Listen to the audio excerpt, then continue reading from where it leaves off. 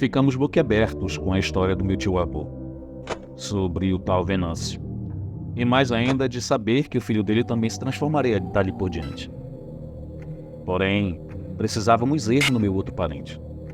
Lá chegando, a prima da minha mãe perguntou como estavam os tios e elas prosearam muito. Minha mãe disse que estavam bem e que conversaram demais. Era cada história de arrepiar os cabelos. A Rose disse que tio Emílio sabia de muita coisa e que até onde eles investigaram era tudo verdade. A Rose e o tio estavam preparando um grande jantar e um pouco antes de anoitecer foram até o sítio da avó Maria buscar os dois para participar. Vó Maria, meio a contragosto, ela foi. Não gostava de deixar os bichos sozinhos à noite. Já tio Emílio adorava um bom churrasco com chimarrão e ficou entusiasmado. As mulheres estavam todas na cozinha preparando os acompanhamentos e conversavam muito. E os homens em torno do fogo cuidavam da carne e também conversavam bastante. E eu, como fiquei muito curioso com os relatos do tio, fiquei espiando para ver se alguém tocava no assunto. Como ninguém falou nada, eu puxei um banco, sentei e perguntei ao tio o que tinha acontecido ao filho do bolicheiro. Ele deu risada e disse: Bueno, é justo. Juvenal era o filho mais velho de Venâncio, e ele sabia bem o que acontecia com o pai. Porém, no momento, precisava ajudar a mãe e os irmãos a refazer o bolicho, e também a mudar a fama do local, e assim o fez. Cerca de 6 meses depois de tudo o que aconteceu na família de Venâncio, começou a se ouvir entre a vizinhança que Juvenal era doente. O povo achou estranho, pois antes andava vendendo saúde. Porém, perceberam que ele estava diferente, hemofílico. Foi o que disseram para acalmar o povo. Contudo, eu e mais 3 velhos amigos sabíamos bem por que ele sumia por 4 a 5 dias todo mês. Não era para fazer tratamento. Ele, sabendo da maldição que lhe recaía, deu um jeito de não viver do mesmo jeito que o pai. Encontrou uma gruta de pedra e pediu para nós dar um jeito de preparar ela para aprisionar ele ali dentro. Foram anos e anos nessa feita.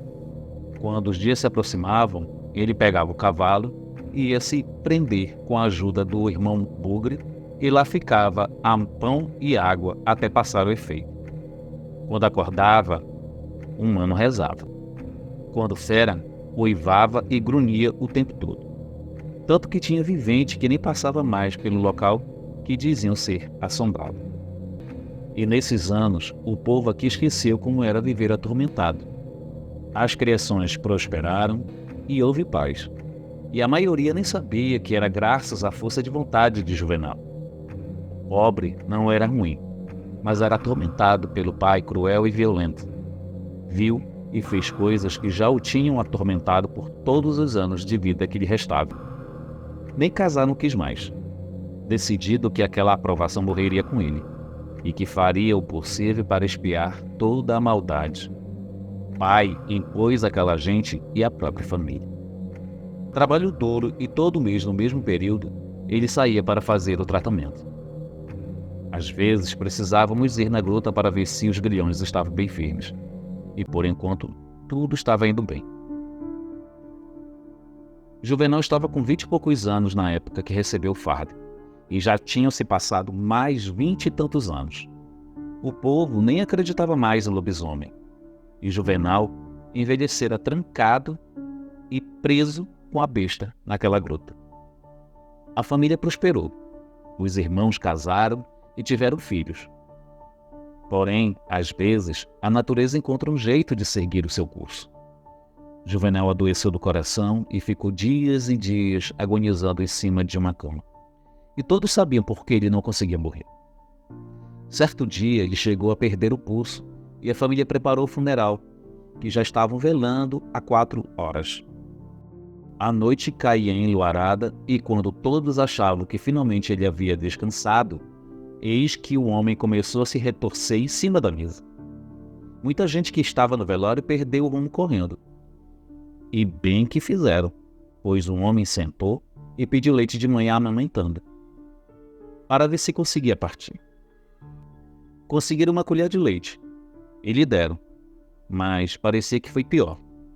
Aquilo parecia ácido num homem que caiu duro novamente, para logo em seguida abrir os olhos e virar a cabeça na direção de um sobrinho que ele tinha.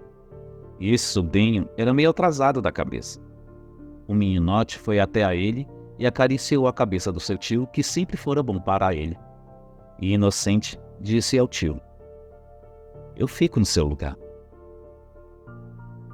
Nesse momento foi um rebuliço de vento e as mulheres da família gritando com o rapazola, e então todos viram que já era tarde demais. Juvenal finalmente ficou morto ali mesmo.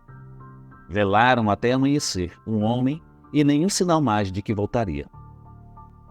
Se foi com uma lágrima no olho, e toda a família trata de não tocar nesse assunto. Para todos, a maldição foi enterrada com Juvenal. Porém, o rapazola tinha 14 anos quando o tio se foi. E durante 4 anos, tudo permaneceu igual. No entanto, depois que o rapaz fez 18 anos, mais ou menos 6 meses, um lobisomem diferente começou a aparecer novamente aqui. E a paz que tanto existia deixou de reinar no lugar.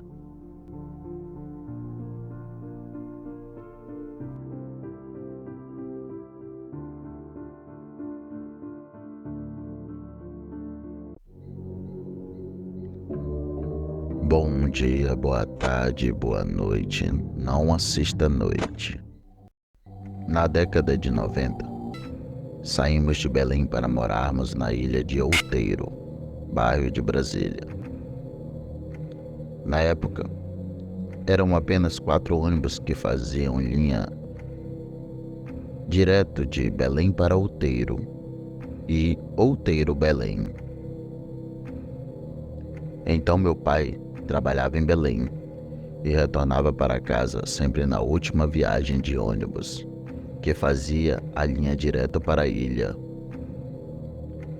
Porém, neste dia, perdeu o horário, tendo que pegar outro ônibus que iria só até ao final da linha de ônibus Belém e Coaraci, com a intenção de pegar lá o último que faria a linha Icoaraci e Outeiro. Chegando lá, já se passava das 23 horas. Ele estava sozinho aguardando o ônibus e, com medo de ser surpreendido por ladrões, encostou-se em um muro de uma casa que fica bem na esquina da encruzilhada, para assim ter a visão de todos os lados. Até que em dado momento, de repente, surgiu ao lado dele um homem que aparentava ter uns 50 anos, bem vestido, todo de branco, usando terno, e na cabeça um chapéu branco também. Então logo se assustou, já que estava atento para todos os lados e em nenhum momento avistou alguém vindo, se aproximando na rua e muito menos em sua direção. Até que este homem, ao olhar sério para o meu pai, lhe fez a seguinte pergunta: "Você quer ficar rico?" E o que deixou meu pai impressionado foi que, naquele momento, meu pai passava por uma situação financeira muito difícil. Mas mesmo assim não pensou 2 vezes em responder que não, arrepiando-se todo ao responder. Em seguida, o ônibus dá sinal de saída e meu pai corre para entrar no ônibus, seguindo viagem, somente ele de passageiro, junto ao cobrador e motorista.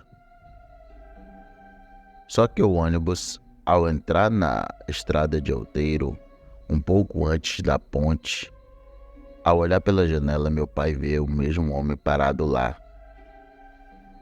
Porém, o que o deixou surpreendido foi o fato daquele homem ter chegado tão rápido ali naquele trecho da estrada, já que mototáxi nem se ouvia falar na época. taxista não se arriscaria a entrar naquela estrada, por conta do histórico de perigo que oferecia a estrada e até mesmo pelo difícil acesso.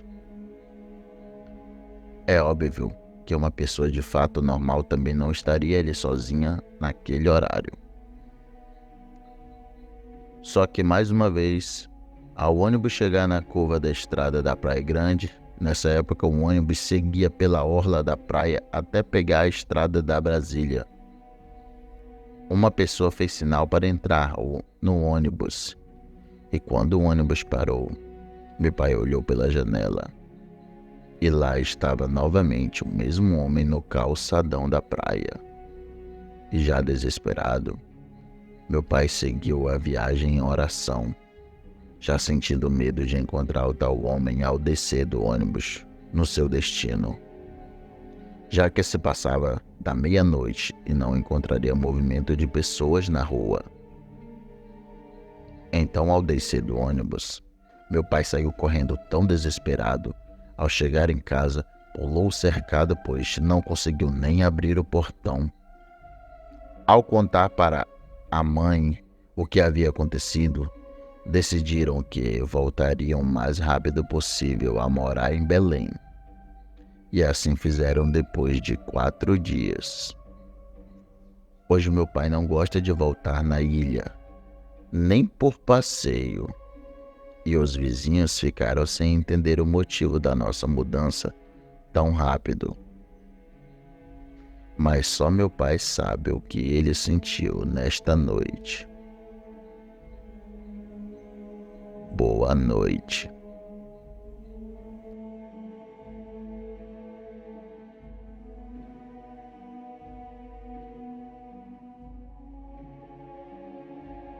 Olá, meus queridos inscritos, aqui é Alisson Maciel e venho reforçar novamente o desafio de 10.000 seguidores. Quando eu bater a meta de 10.000 seguidores, eu vou sortear 2 livros do Jefferson José, O Eurolfo na Vila dos Lobos e O Dia em que o Sol Parou. Então, se você quer concorrer a esses 2 livros, pegue um dos vídeos do canal e compartilhe o link com seus amigos nas suas redes sociais. Mas, se você não tem paciência para adquirir as obras do Jefferson José no sorteio, entre em contato no link nas descrições. A compra é totalmente segura. Eu já mostrei eu recebendo meu livro, a Heloíse o dela, o meu amigo Hamilton Quaresma recebendo o dele e mais recentemente meu amigo narrador Andrew recebendo o livro dele.